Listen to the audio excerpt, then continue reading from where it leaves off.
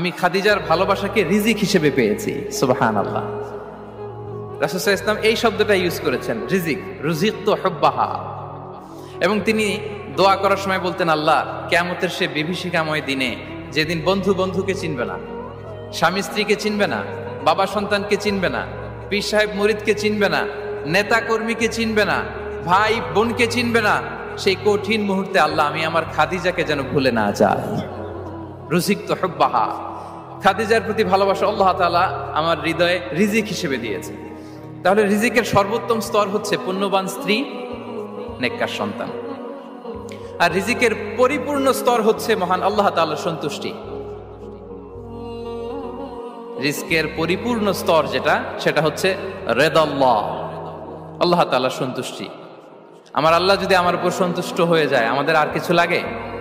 আর কিছু লাগবে? এটাই তো আমাদের এক্সপেকটেশন, এটাই তো আমাদের কামনা বাসনা, এটাই আমাদের ইচ্ছা যে আমার আল্লাহ আমার উপর সন্তুষ্ট হবে। এটা হচ্ছে পরিপূর্ণ স্তর রিজিকের। এটা যে পায়